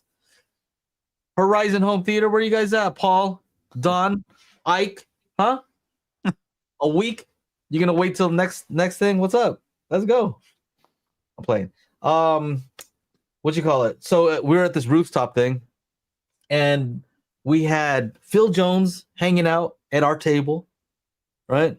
We had Nick from SVS. Like, what a group, right? Oh, yeah. They're all kind of competing in some way. We got Nick from SVS, and we have Brett, who's right now I think he does sales training at ProSource. ProSource, yeah. These are some big boys at our table, and they were at our table. We weren't hanging out trying to get into they're hanging out with us. Nice. So I thought that was super cool. Very cool. And just the fact that everybody's together right there, hanging out. Yeah. Still talking business. Yeah, talking business. I was on the prowl, and I ended up at this other table. Turns out some dude wants to make a processor that has all the bad things removed from the processor and keep it under like $3,000. I was like, oh, okay, sure, let's do that. With like magic beans built in, with our toolkit test stones built in, like all kinds of stuff. I was like, huh? See, Josh said Brett. His name's Brett. Brett is hella cool. Yep, Brett was cool. Brett Borquist. I think that's how you say his name. Yeah. He was at the yeah. That's where I saw him. All chilling at our table. He's telling us all these stories, and then these are the things that you can expect when you go to these shows. Like, it's not what's on the video a lot of times. It's these other little interactions that you get. Hold on, did you see? You see what Everyday Jess said? He said Ike is color grading so Chana doesn't talk smack about the video. So we're here. I'm hanging out with Phil and Nick and Brett and you guys and Chana and these dudes. But the guy from Dirac, there's 2 guys from Dirac, right? You saw him. the guy from Dirac goes, he walked by the table, he's like, I'm like, I don't know what that means, but that's cool. That's funny. Yeah. You need to get them to implement that in Direct. I would love to, you know, I'm down to work with everybody. So Yeah. I think that was a kind of like in my mind cool because we had SVS. I'd like to work with SVS. Yeah. We got Phil from Sound United. I would like to work with Denon and Marantz and all their stuff. You know, Brett, who works with everybody. You know, and then Dirac, that other guy, Pete, all right here from Magnetar. He was there. Magnetar's got 2 new players. Yep. Yeah. So I thought it was just very cool to see everybody there. Yeah, that was awesome. What else? What else? I think we should probably get going pretty soon. Any other news that you guys want to talk about? Anything that happened there that we didn't touch on? You got to see more stuff because you didn't have a booth, George. Right. We were stuck. Right. I was walking the floor. Anything that we missed that needs to be spoken about? I don't think so. I mean, so on my video, my thumbnail, I highlighted that 60-inch sub that was just absolutely just bonkers. Like, it was just crazy. It's cool though, because that company, they're local to me. So they're just like 30, 40 minutes away. What you got there? You're getting one in. Skylake Pro Cinema says Chana's not eating. Something is off. I got snacks. I actually just ate a poke bowl before I got on to I gotta get back onto my now that my surgery's over and I'm like recovered, I can actually go to the gym now and lift heavy things. So I gotta start getting back on counting calories so I can get shredded. I'm gonna get shredded. Yeah. The shredder. Nice. The Nice. shredder. Yeah. Rokusaki. What you call it? What else? Anything else? How about should we touch on Caleb's situation? That's cool, right? Yeah. Shout out to Caleb. He's free to start making Let me videos. get his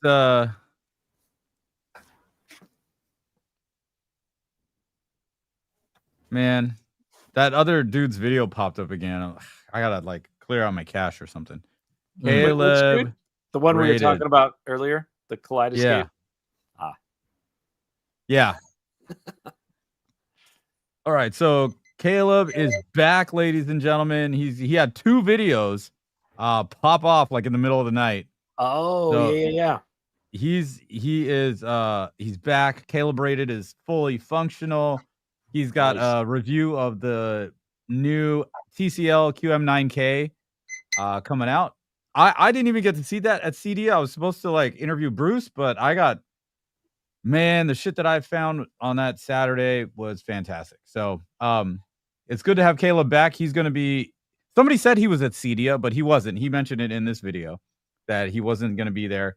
But he will be at CES. So hopefully I'll run into him there because he's my guy. We've been on the phone back and forth for quite some time before all the bullshit happened. And then, I called him yesterday. I was like, hey man, you're free. He's like, I am. I'm like, so am I. He's like, oh shit, we got a party. We got a party when we're hanging out. So yeah, he's got like a brand new place. He's gonna do some 2-channel reviews.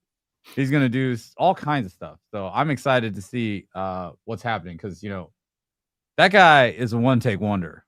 Oh my god. That guy, if you've ever seen him record a video, holy shit.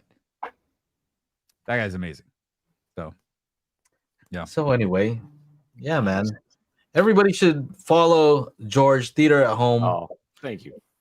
He's gonna blow up, so get in early, so you can say, I've been following this dude forever. Yeah, I don't know how you're able to get so many sponsored videos. I'm like, oh, there's another one. Oh, good job, George. Hey, handle. Follow Caleb's. I'm gonna throw Caleb's channel in here. Follow Caleb's channel. Yeah. Anything else you want to say? Sorry if we didn't let you talk as much as we just talk a lot, bro. So you gotta just jump in there. If you have something to say, you gotta just say it. No. I'm good. I'm good. It's kind of nice actually, because on my channel, that's all. I'm the only one basically who's talking. So it's nice when other people can, Oh, share Joe, the we load, have as it were. starred comments here.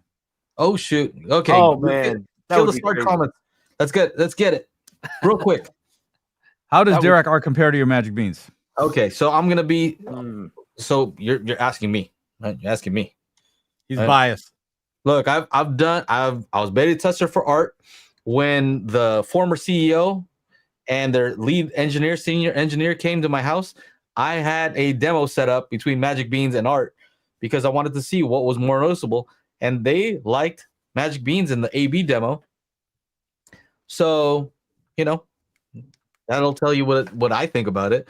But also, like when in this what is it, Sound United demo, I think honestly, I think that if they were to compare Dirac live bass control, let's just say art, right? So Dirac art, so that's what they're showing, versus Dirac live bass control with Magic Beans.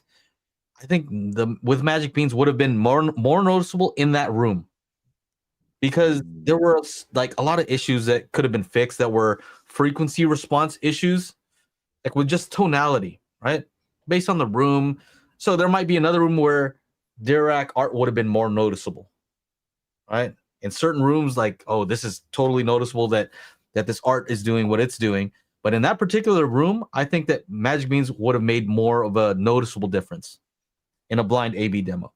So I think that's my honest answer. And the truth is that you don't have to pick, right? Magic Beans does work with Dirac art, works with Dirac live bass control. So it's not either or. Magic Beans is an add-on.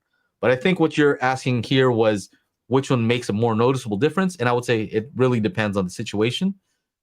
But for most people, frequency response is a little bit more noticeable than the decay times in a room. Like the decay times affect how tight the bass is, but I don't know that a lot of like just a random person off the street and say, man, that bass is just, the decay time is so much better on that. They're not going to notice that. They're going to notice like, oh, that one has more bass. Oh, that one has more treble. That's easier to spot. So anyway, hopefully that answers your question. Give us an update on art, when art will be available. Did they say a couple weeks? I thought they said like a month or so. Did they That say a sounds month? right. I think so. Yeah. I remember thinking, whoa, that's fast. Like it's coming right up.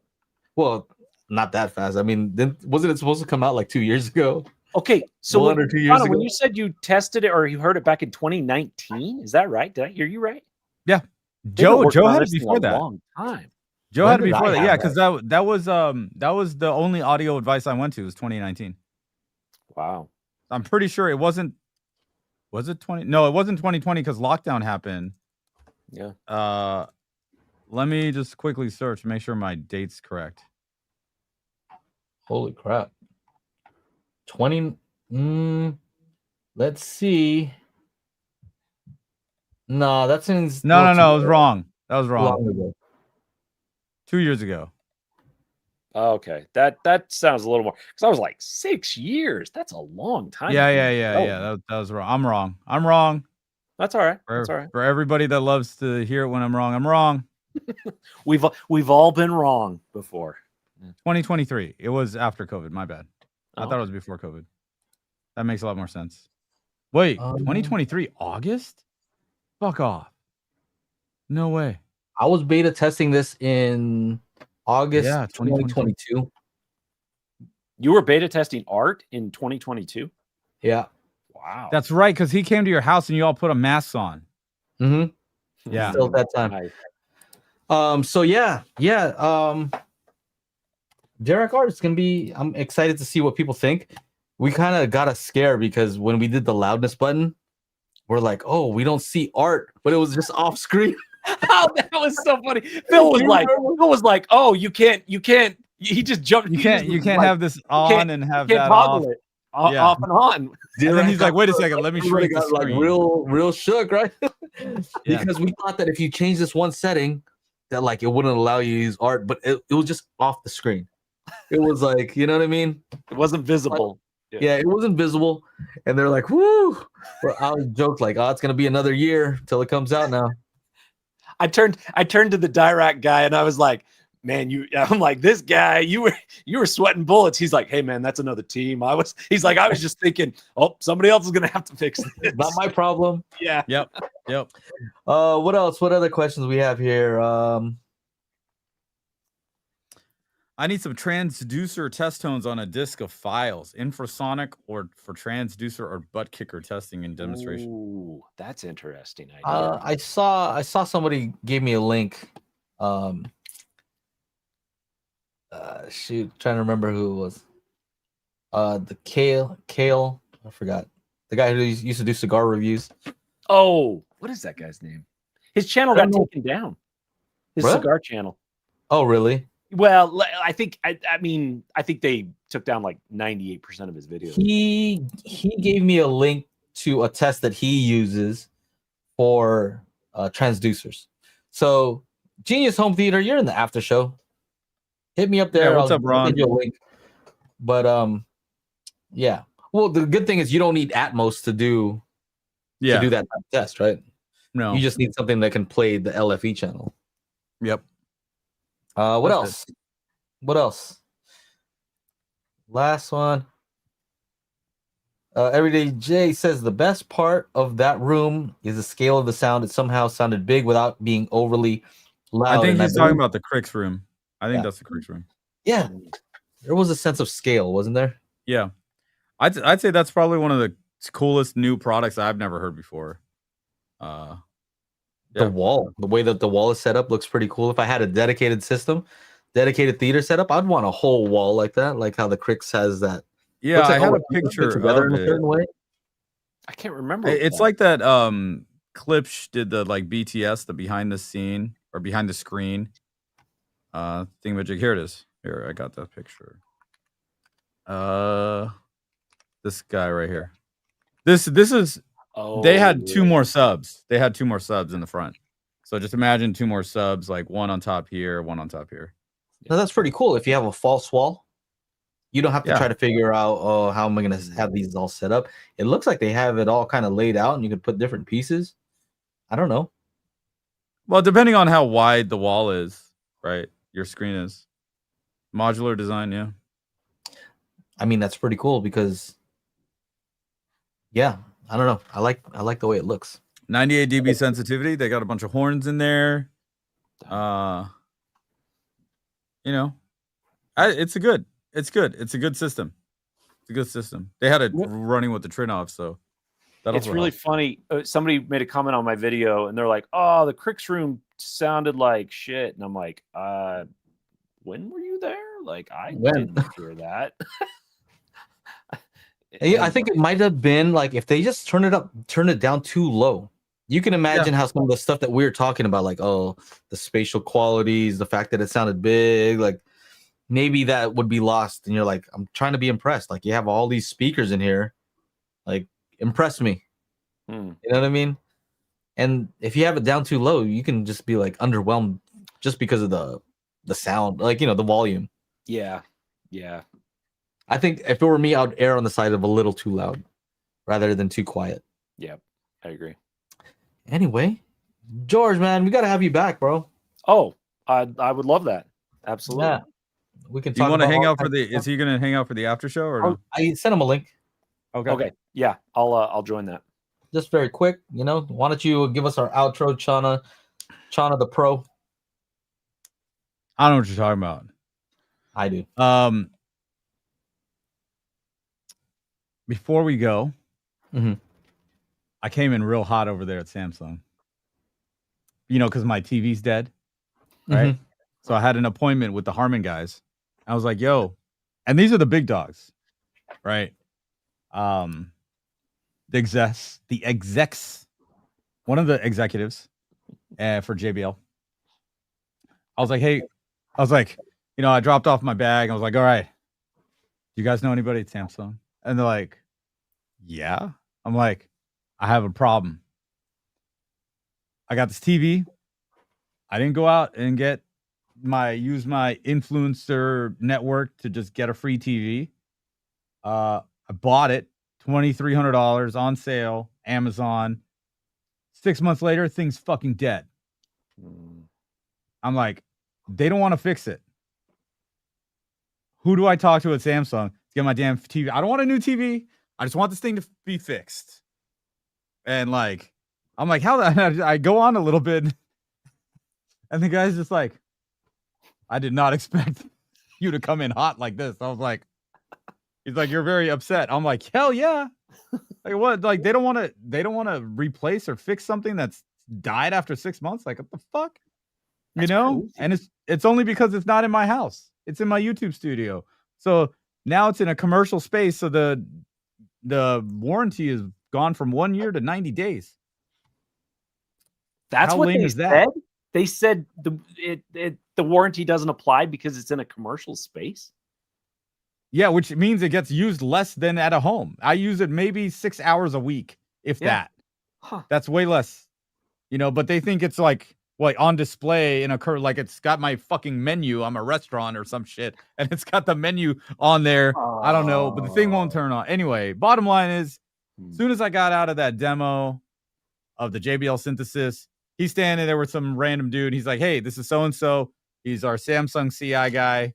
He's also another big dog. I was like, okay, cool. So somebody from Samsung contacted me today. Wow. Cool. You know, see, like, I don't know about that other YouTube guy trying to cause beef. I do come in hot, and some of the executives don't like what I have to say certain times. The one lady from Dolby talked to the TCL ladies after that thing happened at the at Santa Monica at the music studio for the TCL Dolby Atmos debut of the Flex Connect. She's like, damn it, Chana. And then, you know, the TCL lady's like, oh yeah, he gave me an earful last night. Like, the demo's not going to be good, is it?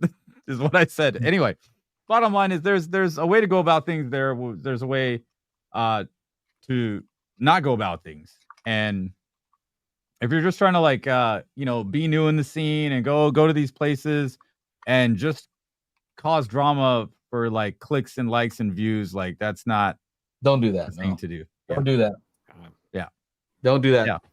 Be honest, be upfront, you know, with your audience, with and also with all the executives and all the people you meet, you know, but don't there's a guy that used to do that in the TV space all the time. Where's he at? I don't know. Did he go to jail or something? Well, he did, but that was for something different. That wasn't for anything YouTube related, from what I understand. But don't do that. We don't need that. This industry doesn't need any of that. What this industry really needs is innovation. We need stuff to move forward. And hey, you know what? Criticism is part of that, but it has to be constructive. Don't make it like don't blow it out of proportion. Yeah. You know, if there's a real concern, okay, cool. You know, that's okay. But to try to make it so it's like clickbaity, the problem is it works. Problem is it works because people are always looking out for like, ooh, what do I look out for? Danger over here, fire over here. Watch out for this. Wow, that works. We're wired that way. But as a viewer, stop for a second, think like, is this person always crying wolf? You know, you can't do it all the time, but at some point you're like, this is crying wolf person, right? Yep, exactly. Yeah. You know, there's a person on my kid's soccer team that cries a lot. And at a certain point, everybody, like when she cries, everybody's like, don't, it's all good. Don't worry about it. Right? Yep. So same situation. Don't be, you don't have to be like that. Be cool. Be cool. That's it. Let's get out of here. Thank you, everybody, for hanging out and watching. This is the Daily HiFi Podcast. We do this every Wednesday, 4 p.m. Pacific, 7 Eastern. If you're watching on the replay, make sure you're here live to ask questions, get your questions answered, and join the crew. Go to crew.dailyhifi.com, and then we'll jump into the after show like we are about to with our new buddy, George. On behalf of myself, Joe, George, and Mr. Aaron, he's not here again.